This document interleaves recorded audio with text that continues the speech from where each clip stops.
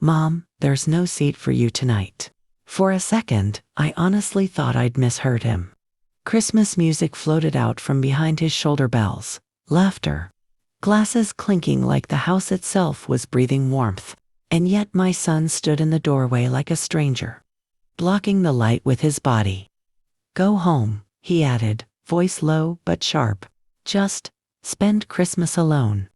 My throat tightened so fast I couldn't even swallow. I tasted metal, like I'd bitten my tongue. And the strangest thing, my hand gripped my purse a little tighter, not because of fear, but because of what was inside it. A check, $100,000. I had written it earlier that morning. I tucked it into an envelope and slid it into my purse, right beside my house keys.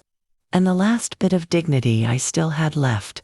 I'd been saving for years to hand him that gift, dreaming about his face when he finally understood what a mother's love looks like in numbers and sacrifice.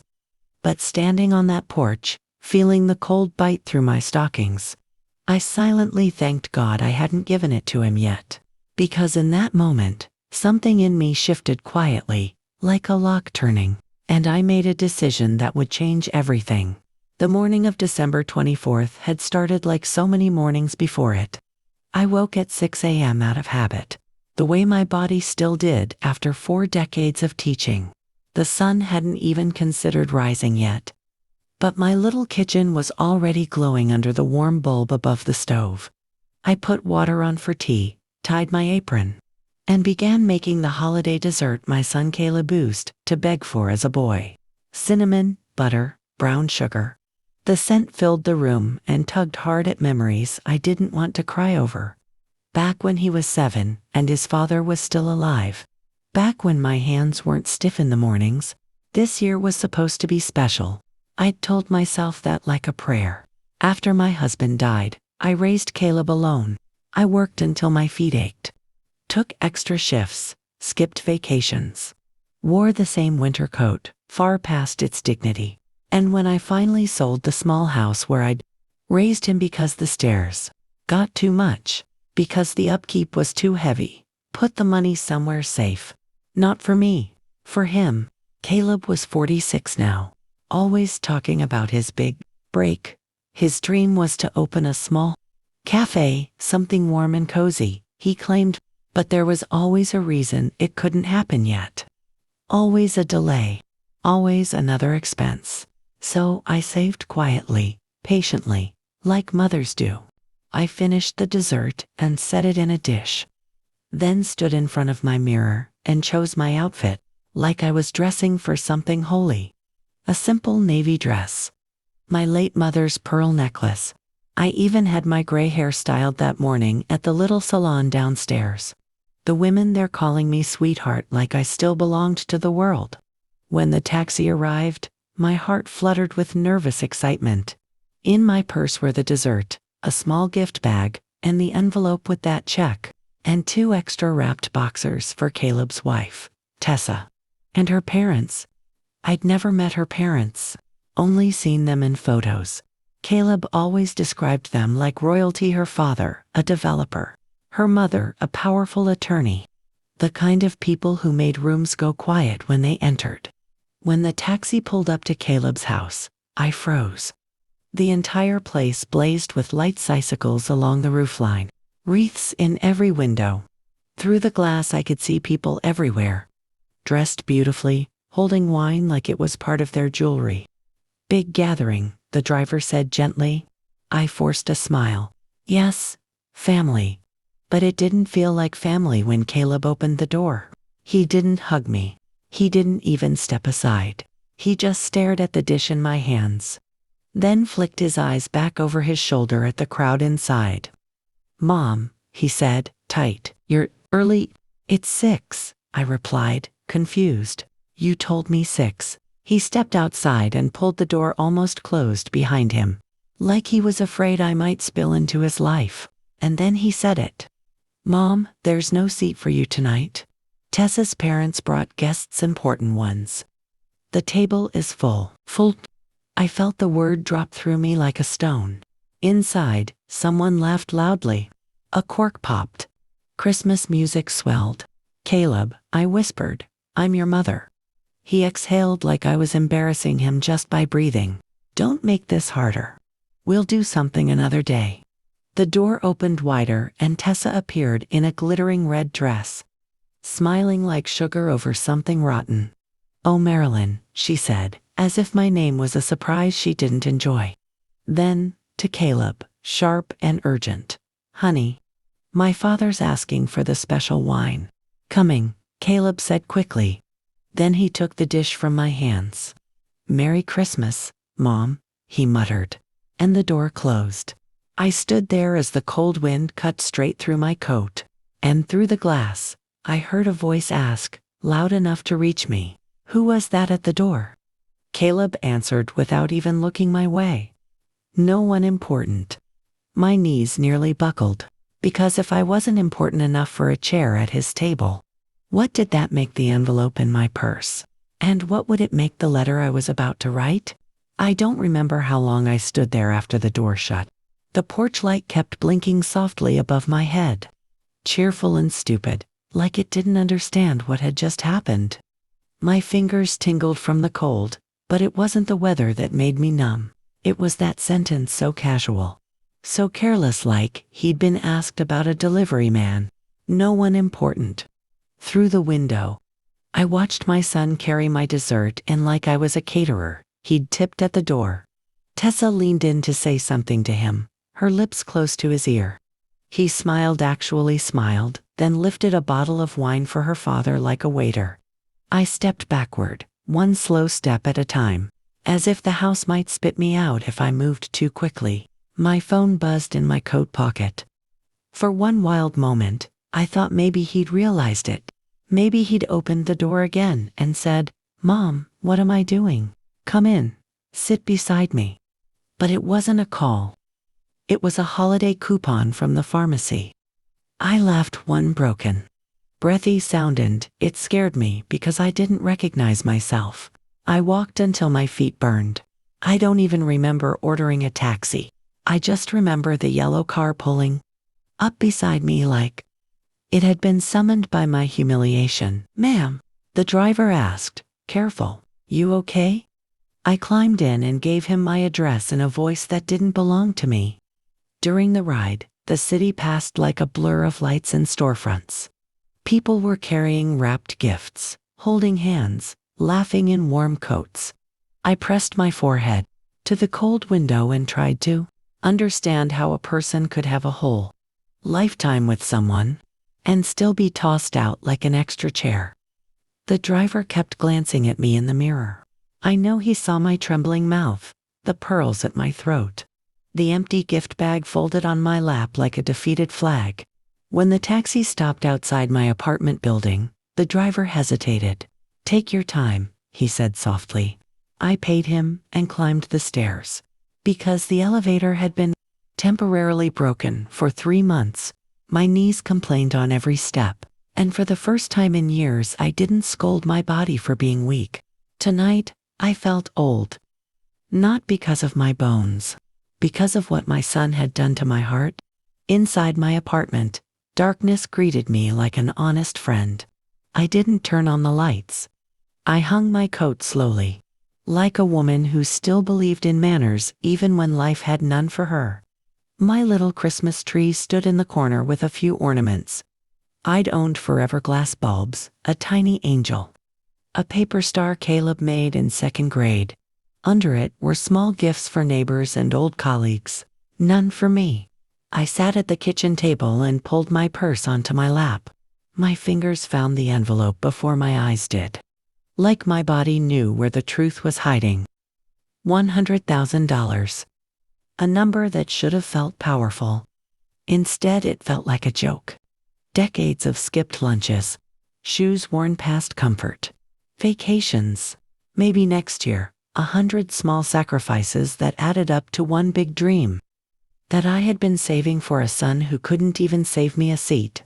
And then something inside me went quiet. Not sadness. Clarity. I thought about the first winter after my husband died. Caleb was 8. And I remember sitting on the bathroom floor at night so he wouldn't hear me cry. I promised myself there on those cold tiles that my son would never feel abandoned, that he would always have what he needed. I kept that promise.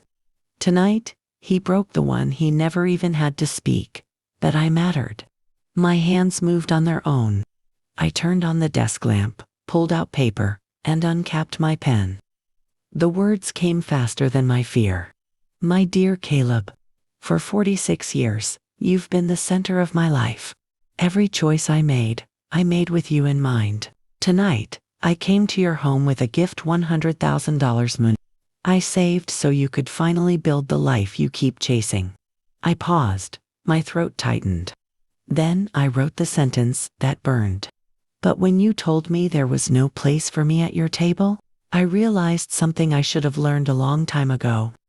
No amount of money can buy respect. My pen hovered over the page as I heard his voice again. No one important. I swallowed hard and continued. You said I was no one important. Maybe you're right, at least to you. But I am important enough to own the house you live in. My hand trembled. Not from guilt. From the sheer weight of finally telling the truth. That house has always been in my name. I bought it for your future. I kept it there to protect you.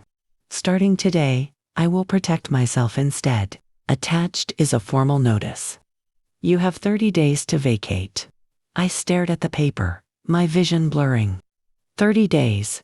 It looked so cruel on the page, and yet, it also looked like freedom. I wrote the last lines slowly, carefully, like placing stones on a grave. Asterisk, asterisk, the money I saved, and what I earned from that house, will now be used for my life. For the dreams I postponed while raising you. Don't look for me. When I'm ready, I will reach out. Merry Christmas. From the mother who wasn't important enough for a chair at your table, but was important enough to own the roof over your head. When I finished, my hands were shaking. I folded the letter once, then again. I placed it into an envelope, along with the notice I'd had my lawyer prepare months ago, just in case, because some part of me had always known love needed backup plans. I sealed it. Then I sat in the dim light of my lamp and listened to the silence of my apartment. Outside, somewhere, people were singing carols. Inside, I was packing my suitcase. And before dawn, I was going back to my son's house. Not to beg for a seat, but to leave an envelope that would change everything. I didn't sleep at all that night. Not because I was restless, but because my mind felt clearer than it had in years. There was no racing heart, no spiraling thoughts, no bargaining with myself. Just a steady, quiet certainty that whatever happened next had to happen. Before dawn, I showered and dressed as if I were going somewhere important. A simple coat, flat shoes. My pearls stayed behind this time. I didn't need symbols of dignity anymore. I was carrying the real thing inside me. The envelope rested on the kitchen table, perfectly still, as if it already knew its purpose. At 6:30, I called for a taxi. The same elderly driver arrived. He looked at me through the window and nodded, recognition flickering across his face. "Good morning, ma'am," he said. "Back so soon?" "Yes," I replied, sliding into the seat. "Just one stop." He didn't ask questions. Some people understand silence the way others understand language. The city was unnaturally quiet, like it was holding its breath. Christmas lights still hung from lampposts, but they looked tired now, as if they knew their job was over. As we drove, I clutched the envelope against my chest, not protectively, but deliberately. This wasn't anger. This was resolve. When we pulled into the driveway of the house that had once belonged to me, I noticed 2 extra cars parked beside my son's. One was familiar. Tessa's parents. The other was sleek and expensive, the kind of car meant to impress important people. I almost smiled.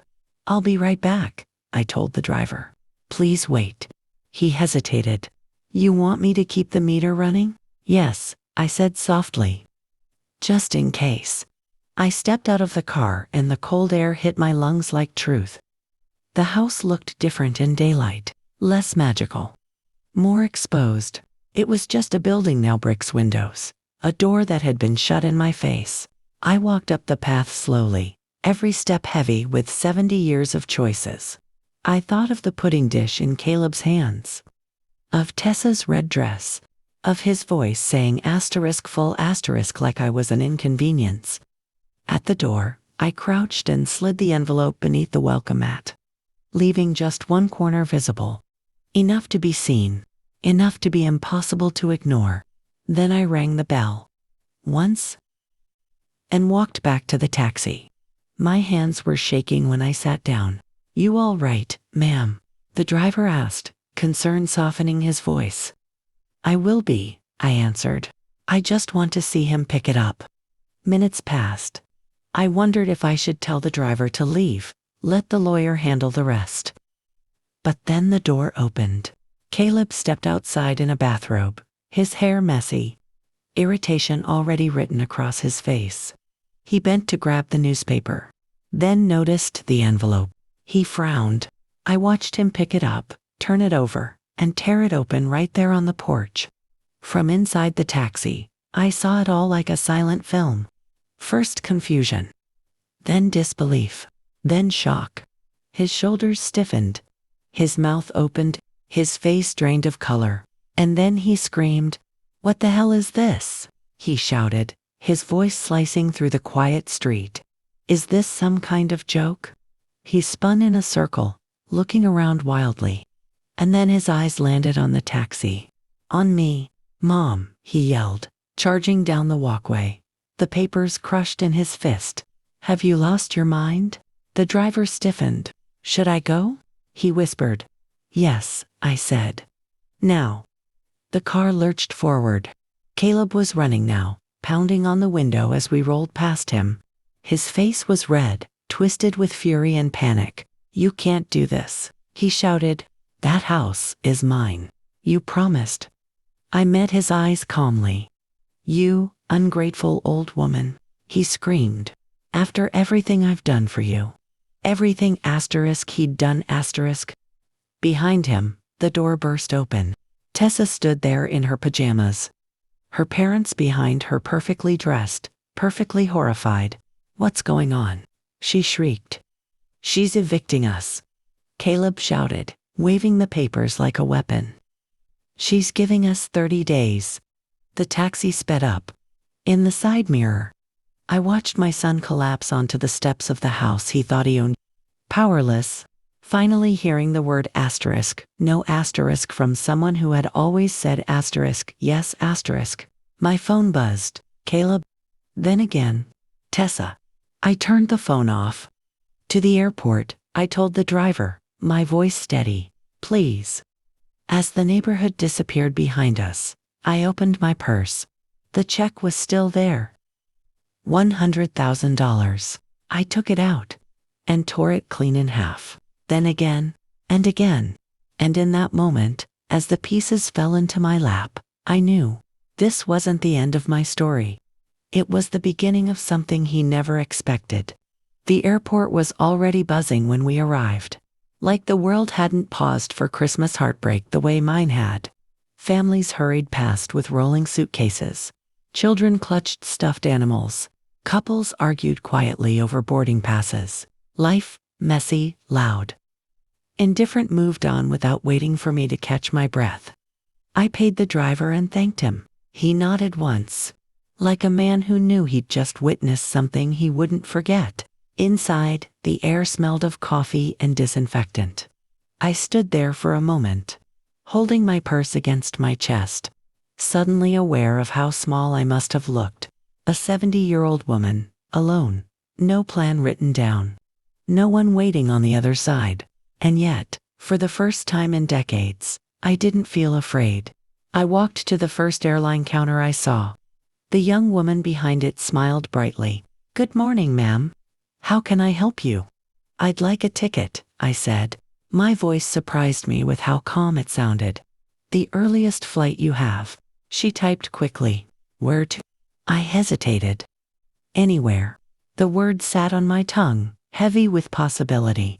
I thought of my apartment, of the broken elevator, of the empty Christmas tree, of the door that had closed in my face.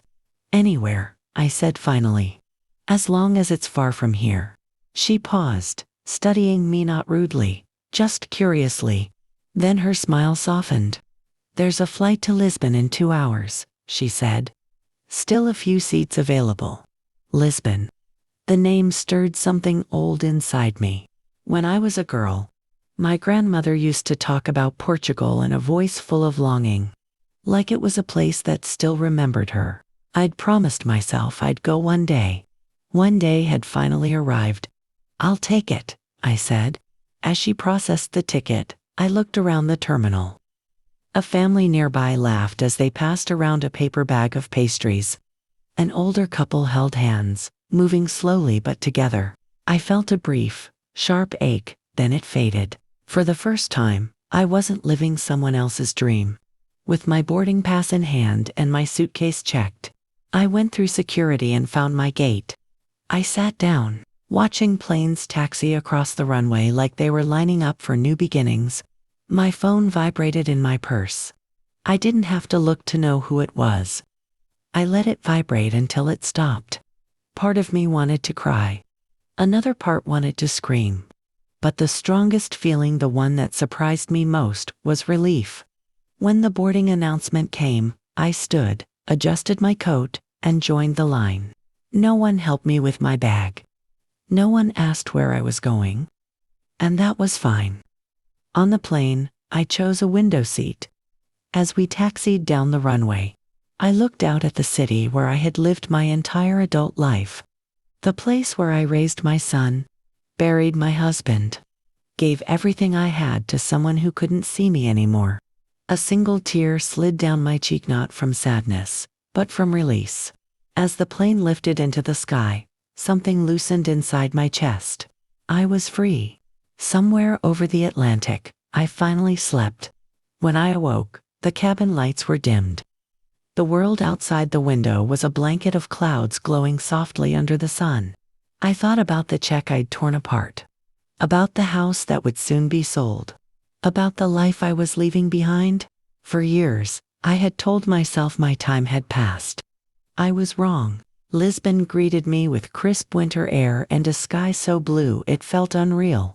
I took a taxi to a small hotel tucked into a narrow street in the Alfama district. The receptionist, a woman close to my age, welcomed me like I belonged. First time in Portugal? She asked. First time leaving my country, I replied. Her eyes widened. Then we must make it special. My room overlooked the river. When I pulled back the curtains, sunlight danced across the water like scattered coins. I sat down heavily in the chair by the window, my heart pounding. You came, I whispered to myself. That evening, I walked alone through winding streets. The sound of music drifting out of small restaurants. I ate dinner by myself, slowly, savoring every bite. No one rushed me. No one needed anything from me. And for the first time since Christmas Eve, I didn't think about my son. Not until my phone vibrated again. Late that night. I didn't answer. But I knew this silence couldn't last forever. Because back home, consequences were just beginning to unfold. The silence was the strangest part. Back home, silence had always meant something was wrong, a forgotten birthday, an unspoken argument, a disappointment waiting to surface. But here, in Lisbon, silence felt kind. It wrapped around me like a blanket instead of pressing down on my chest. I woke early the next morning to church bells echoing through the narrow streets. For a moment, I didn't know where I was. Then I saw the sunlight spilling across the floor, the river glinting beyond the window, and I remembered. I was somewhere new.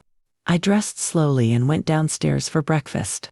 The dining room was small, intimate. A couple from Germany chatted softly near the window. An older man read the newspaper with deliberate care. I poured myself coffee and sat alone, fully expecting the familiar ache to arrive. It didn't. Instead, I felt something close to curiosity. After breakfast, I wandered through Alfama's winding alleys, letting myself get lost. Laundry hung between buildings like colorful flags. Elderly women leaned out of windows, calling to one another. A cat slept on a warm stone step, completely unbothered by the world. No one knew me here, and for the first time, that felt like freedom rather than loneliness. By the third day, I realized something unsettling. I hadn't cried, not once, since leaving the airport. I thought of Caleb, yes, but distantly. Like remembering a story I'd already finished reading. The sharp pain had dulled into something quieter, more reflective. I wondered what was happening back home. Whether he was still angry. Whether he'd finally understood I wasn't bluffing. My phone stayed off in my purse. On the fifth day, I crossed the river to see the towering statue of Christ the King. Standing there, high above the city, I felt small in the best possible way. My problems, once so consuming, now felt like pieces of a much larger life. That night, alone in my room, I finally turned my phone on. It lit up instantly. Missed calls, voicemails, emails, so many notifications that my hand tightened. Around the device, my heart thudded painfully as I scrolled. Every single one was from Caleb. The first voicemail was angry. "Mom, what is this nonsense?" His voice snapped. "You can't evict us. Call me back immediately." The next message came hours later, his tone sharper, more frantic. "This isn't funny. Tessa's parents are furious. They're saying this will ruin us. Answer your phone." I closed my eyes and took a breath. The third message was different. "Mom, please," he said quietly. "Let's talk." I didn't mean what I said. I stared at the screen for a long time. I didn't reply. Instead, I turned the phone off again. The next morning, I booked a train ticket to Paris. I wanted to watch the land change slowly, mile by mile. I wanted to feel the distance grown, not just geographically, but emotionally. On the train, I sat by the window as green hills rolled past, then fields, then towns whose names I couldn't pronounce. With every passing hour, I felt lighter, less defined by who I'd been to someone else. Paris welcomed me like a dream I hadn't realized I was allowed to have. The Eiffel Tower shimmered at sunset. Cafes spilled laughter onto the sidewalks. I walked for hours until my feet ached, and for once, I didn't mind the pain. It reminded me I was alive. At a small cafe near my hotel, I met Marie. She was a widow too, with sharp eyes and a gentle laugh. We spoke in broken English and gestures, and somehow understood each other perfectly. She showed me quiet gardens hidden behind iron gates, bookshops that smelled of dust and ink, benches where the city seemed to pause. One afternoon, over tea, she said something that lodged itself deep inside me. "It's never too late," she said simply, "but it is easy to believe it is." That night, alone in my room, I turned my phone on again. There were more messages now. Caleb's voice sounded different. Softer. "Mom, I went to your apartment. Your neighbor said you moved out. I'm scared. Please tell me you're okay." I held the phone against my chest, my breath uneven. I wasn't ready. Not yet. But I knew something had shifted. He was no longer shouting. He was searching, and soon, he would understand exactly what he'd lost. Paris should have overwhelmed me. All that beauty, all that history, all those people moving with purpose through streets that had existed long before my pain ever did. I expected to feel insignificant. Instead, I felt placed, like I had finally stepped into a life that had been waiting patiently for me to arrive. Mornings became my favorite time. I would wake early, before the city fully stretched awake, and walk to the same small cafe on the corner. The waiter learned my order by the third day: coffee, croissant, no rush, no one pulling at my attention. I sat, I watched, I breathed, and slowly, I began to understand how tired I had been. Not physically, though my body had earned its aches, but emotionally. I had lived for decades with my heart slightly clenched, always bracing for the next need, the next problem, the next sacrifice. Now, with no one depending on me. My chest felt lighter, as if I had finally exhaled after holding my breath for 46 years. Still, Caleb lingered at the edges of my thoughts. Not as anger anymore, as consequence. One evening, as rain streaked the cafe windows and turned the streetlights into golden blurs, I turned my phone on again. I didn't plan to listen. I just wanted to see how many messages were waiting. There were dozens. The most recent voicemail was timestamped only 2 hours earlier. I hesitated, then pressed play. "Mom, it's me," Caleb said, and his voice cracked on the second word. "I don't know if you're even hearing these anymore. I hired a lawyer. He says the house is legally yours. Completely. I didn't know." I closed my eyes. "I thought you'd always protect me," he continued quietly. "I didn't realize how much you'd already given up. Tessa's parents barely speak to me now. They keep asking how I could be so careless." Careless. That word landed heavily. "There's more," he added after a pause. "We had to move out. We're staying in a small apartment on the other side of the city. Tessa hates it. She says this isn't the life she signed up for." I imagined him standing in unfamiliar rooms, realizing too late that comfort borrowed from someone else can be taken back. Another message followed, sent the next morning. "Mom, she's talking about leaving," he said. "About going back to her parents. Please, please call me." I sat very still as the final voicemail began to play. "I was wrong," he whispered, "about everything." The silence after his voice ended felt heavier than the words themselves. I paid my bill, walked back to my hotel, and lay awake staring at the ceiling.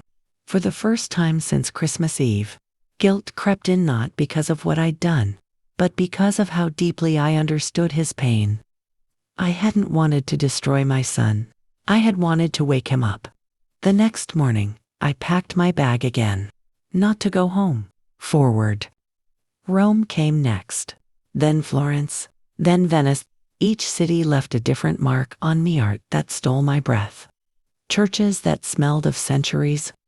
Water streets where reflections wavered like old memories.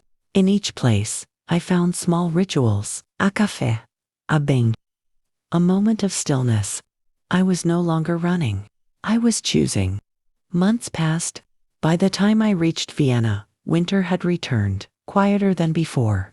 One afternoon, seated in an elegant cafe along the rings, I ordered a slice of cake and turned my phone on again. This time, there were messages not just from Caleb. There was one from Tessa. I stared at her name on the screen, my fingers trembling slightly. I hadn't expected that.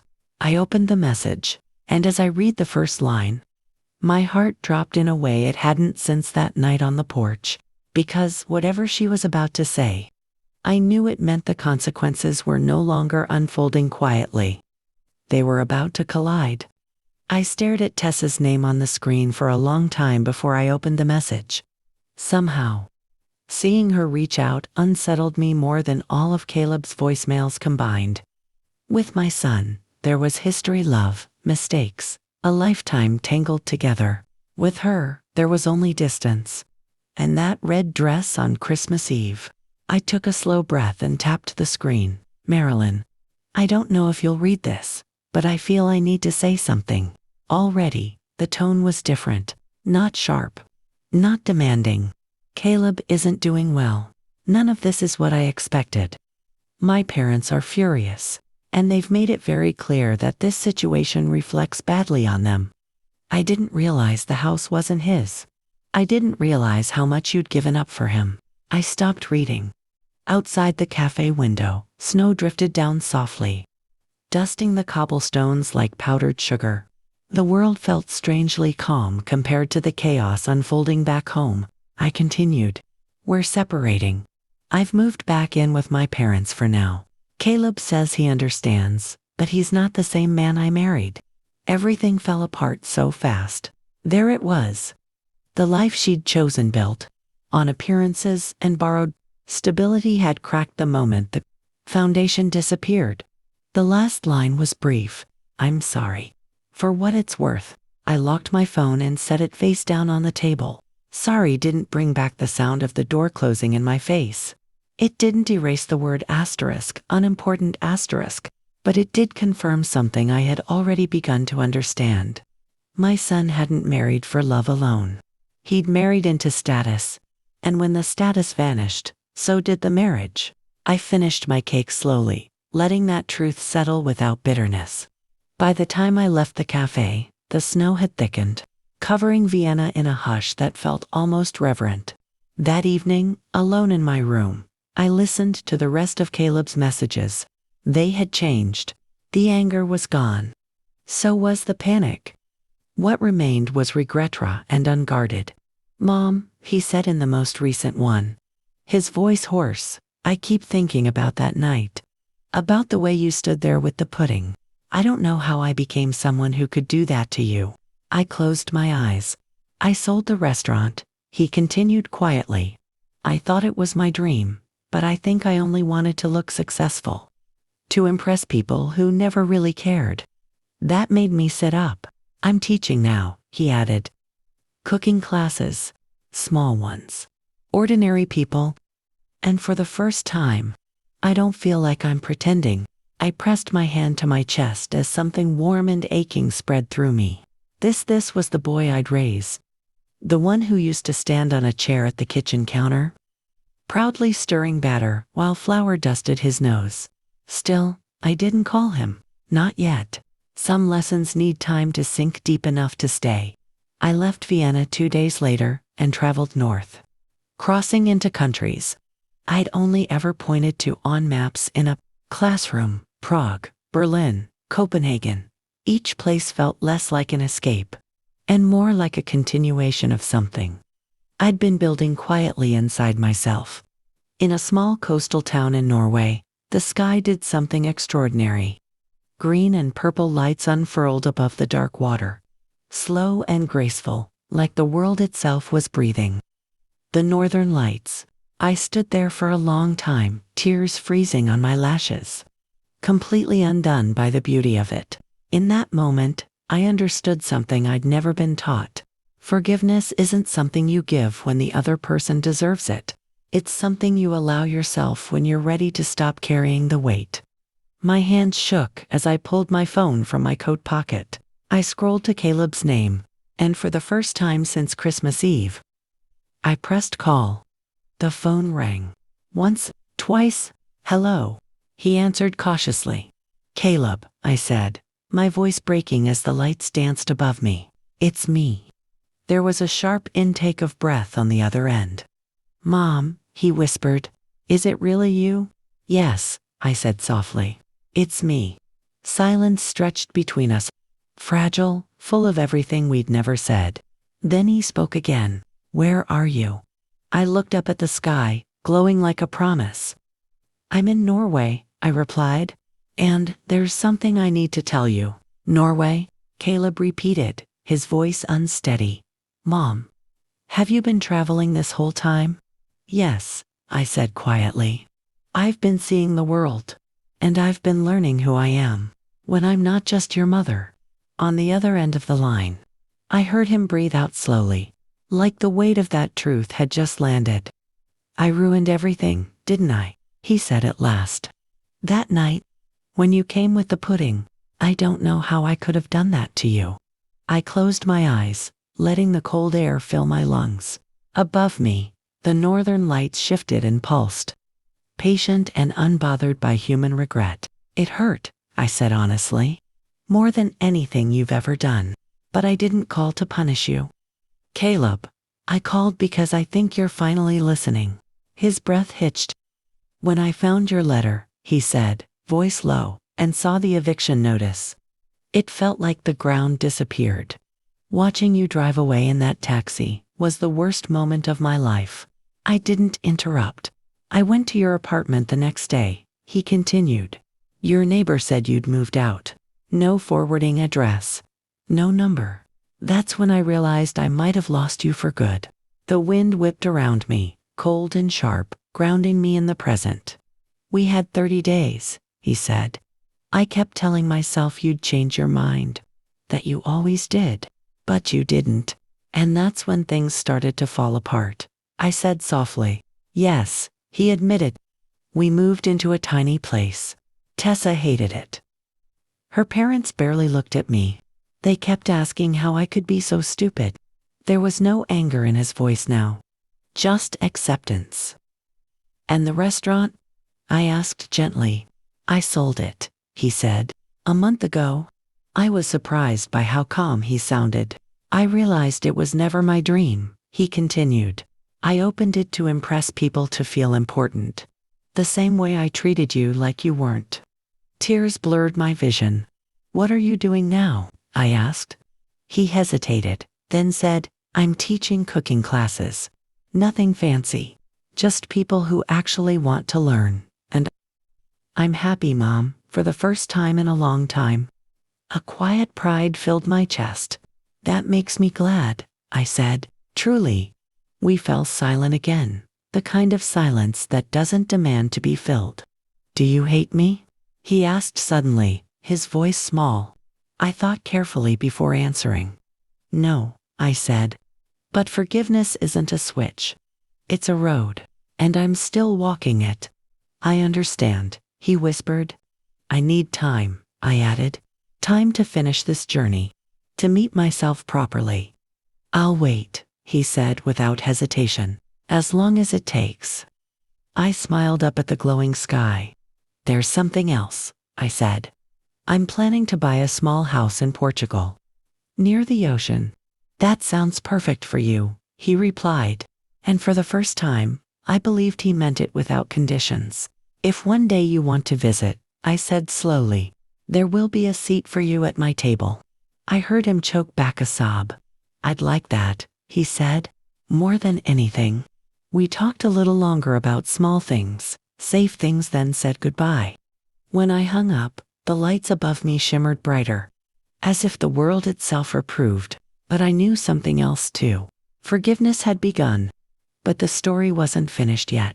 Because going forward meant deciding what kind of future I wanted. And who, if anyone, would be invited into it. After Norway, the world felt quieter. Not smaller, just calmer. Like the noise inside me had finally settled into something I could live with. I stayed by the coast for several days. Walking along the water in the mornings and sitting alone at night. Watching the sky change colors I didn't have names for. For the first time since Caleb was born, my thoughts didn't orbit around him. They circled me. I thought about the life I had lived so carefully, so responsibly. 40 years in classrooms filled with other people's children. Evenings spent grading papers at the kitchen table while my own son slept on the hall. Weekends postponed. Dreams delayed. Always telling myself, there will be time later. Later had finally arrived. From Norway, I traveled south again, slowly this time. No rushing. No proving anything to anyone. I lingered where I felt drawn and moved on when a place no longer spoke to me. Portugal called me back like a promise that hadn't expired. I returned to Lisbon and spent days walking neighborhoods. I'd barely noticed the first time. I sat in cafes without reading, without checking my phone, just listening to conversations. I didn't fully understand and enjoying the fact that no one needed me to. One afternoon, while wandering near the coast, I saw a small stone house tucked behind a line of wind-bent trees. It wasn't grand, it wasn't impressive, but it faced the ocean, and the sound of the waves reached it like a steady heartbeat. I stood there for a long time. This could be home. The idea felt bold and terrifying. That evening, back in my hotel room, I did something I hadn't planned on doing so soon. I turned my phone on. There were messages from Caleb, gentle ones. No demands, no guilt, just updates. I hope you're okay. I made soup today and thought of you. I started a new class. They liked it. I smiled at the screen, then set the phone down.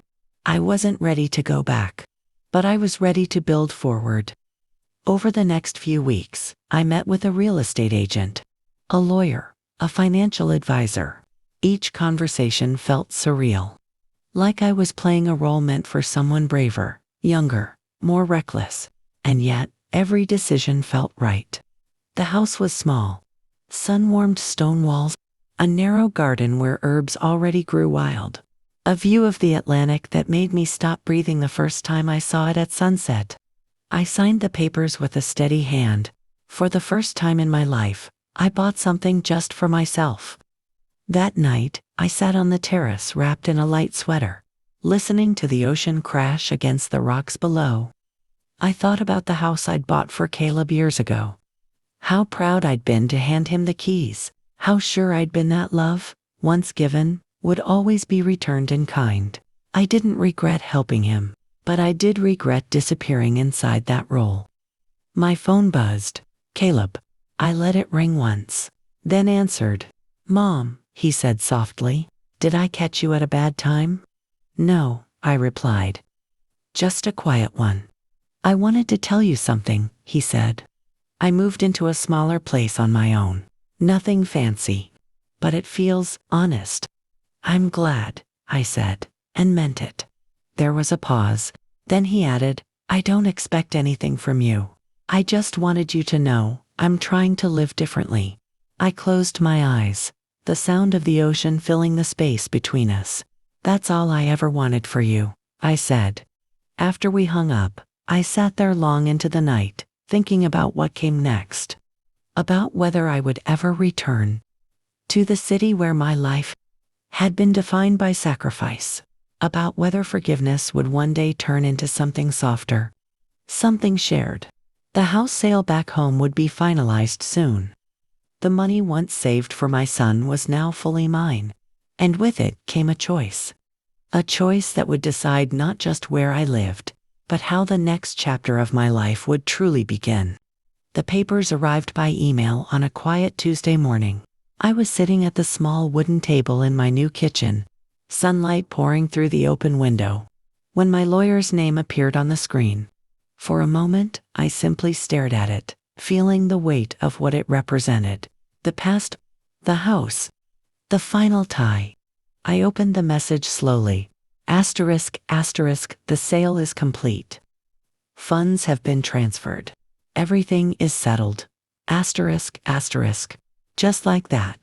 The house where Caleb had built his adult life, the one I'd bought with faith and foresight, was no longer part of our story. The money now sat in an account with my name on it alone. No conditions. No expectations. No quiet promises waiting to be broken. I leaned back in my chair and let out a breath I didn't realize I'd been holding. I felt light. Not triumphant. Not vengeful. Free. That afternoon, I walked into town and bought myself something I had never owned before. Not practical shoes. Not a sensible coat. A small watercolor set and a sketchbook. The shopkeeper smiled as he wrapped them. For a gift, he asked. Yes, I said. For myself? I spent the evening on the terrace, trying to paint the ocean. The result was terrible, too blue, too messy, but I laughed out loud anyway. No one was watching. No one was waiting for dinner.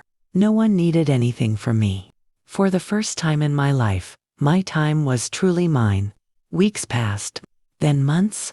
I settled into a rhythm that felt gentle and honest. Morning walks by the water.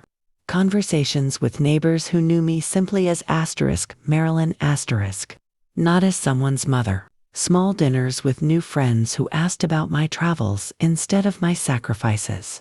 Caleb and I stayed in touch. At first, our conversations were cautious, like stepping onto ice that might crack. But slowly, trust rebuilt itself, not the old kind, where I gave and he took, but something balanced. He told me about his classes, about students who stayed late to ask questions, about how good it felt to go home tired in a way that meant something. I think I was chasing approval, he admitted one evening. Not happiness. I know, I replied gently. I did the same thing. Just in a different way. One afternoon, as autumn edged closer, he asked the question I'd been expecting. Would it be all right if I visited? He said carefully. Not as an obligation. just to see you. I looked out at the ocean, at the house I'd chosen, at the life I was still learning to inhabit. Yes, I said after a moment. You'd be welcome. There was a pause on the line. Thank you, he said quietly. That means more than you know. When Christmas approached again, I felt a flicker of something I hadn't expected. Not dread. Anticipation. I decorated my home simply. A small tree, candles in the windows, the scent of cinnamon drifting through rooms that finally felt lived in. I cooked not out of duty, but out of joy. On Christmas Eve, there was a knock at my door. I opened it slowly. Caleb stood there, holding a modest bag, his face softer than I remembered. No entourage. No performance. Just my son. Merry Christmas, Mom, he said. Merry Christmas, I replied. I stepped aside and gestured inside. There's a seat for you, I said calmly. If you'd like. His eyes filled with tears. I'd like that very much. We ate together. We talked. We laughed carefully at first, then freely. The past didn't vanish, but it no longer ruled us. Later that night, as I cleared the table, I realized something profound. That Christmas Eve when I sat alone in the dark, believing I'd lost everything, had actually given me the greatest gift of all, myself. And sometimes, losing your place at someone else's table is exactly what you need to finally build one of your own.